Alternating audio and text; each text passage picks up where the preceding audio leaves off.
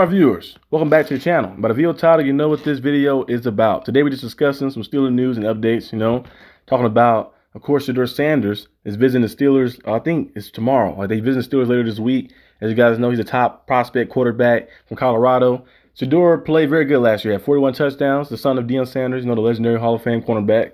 Every year you see Shadeur, he got better. He had a great touch on the ball, great deep ball as well, good pocket awareness as well.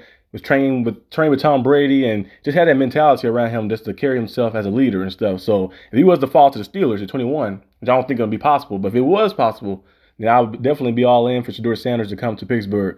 I don't know, the Jets, the Saints, of course the Giants, Titans, and Browns. Those are the teams that need quarterbacks the most. I know the Jets got Justin Fields, but they could still definitely draft a quarterback behind them just in case it don't work out. So those are the teams that need a quarterback the most. So we'll see if one of those teams take him. Now, if he passed the Jets, the Saints at number 9, then we'll probably see him maybe fall into the Steelers, and Steelers maybe trade up to get him, or if they want to meet him and let somebody else trade from the second round and get back in there or something. But Shadeur Sanders coming to Pittsburgh would be very good. That will help us a lot. We finally have a quarterback. He have DK Metcalf. He have George Pickens, 2 top receivers who can go out there and make plays, turn 50-50 balls to 60-40, 70-30, and keep making plays in the air and stuff, physical pass catchers. Roman Wilson there as well.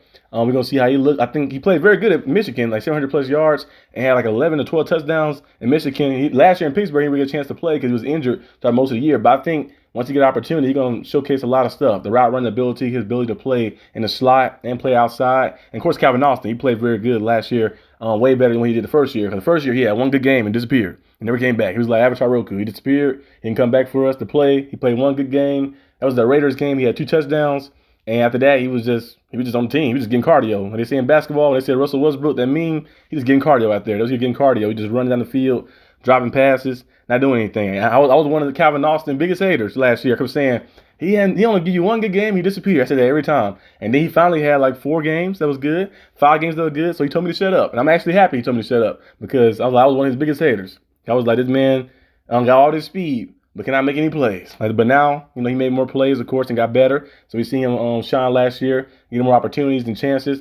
So we're going to see exactly what happens. But Shadeur Sanders, they have a lot of weapons here if he came to Pittsburgh. But we'll see if he falls in the draft. We'll see. Moving on next, of course, to Aaron Rodgers.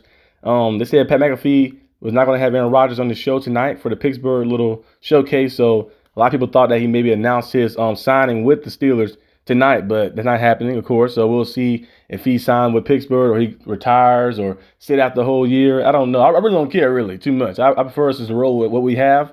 Mason Rudolph is solid enough. He has a winning record as a Pittsburgh Steelers starter. Roll with him, overload the offense in the draft and add pieces. And then when we time to get a new quarterback in, whether it's a young quarterback in this draft or a young quarterback in next draft, they have enough weapons to get things done and get things rolling and stuff. But I really don't care for Aaron Rodgers. We don't have him for 1 year. He's 42 years old. 42 might not be old in real life, but in football, it's real old. So we have him at quarterback, and it's going to be a 1-year deal. And he's probably going to leave after that year, so there's no point in even trying to risk everything for it. We're not in a Super Bowl contending season right now. I think we got a chance to make the playoffs, of course. And we make the playoffs every year, actually. We made the playoffs a lot. We just can't win in the playoffs, So I think Aaron Rodgers don't put us over the edge, so we might well stay with Mason Rudolph. At least he's younger, more mobile, more healthier, and he's willing to buy into the system as well. So we just roll with him and see how things work out.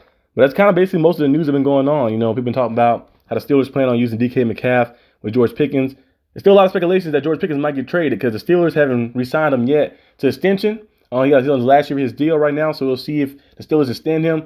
We could possibly see that maybe happening. The Steelers did bring in Matthew Golden last week for a little visit to work him out, to interview him and teach him different, talk to him about different things and stuff like that. Watch film with him. They do a lot of things at those little visits and stuff as well. So maybe they go and draft a receiver in the first round. Or maybe they trade back in the second round and get a receiver and say we'll roll with those 3 guys for this year. Then next year might say, okay, GP, goodbye. We just roll with the young guy with DK Metcalf, or a guy who we paying $30 million a year to. So we could see that possibly happen because the GP is a good player, but he gets in his own head a lot. He make a lot of mistakes and get in his own head. Remember that game against the Chiefs and the game against the Bengals, and many mistakes he had in those games and stuff as well.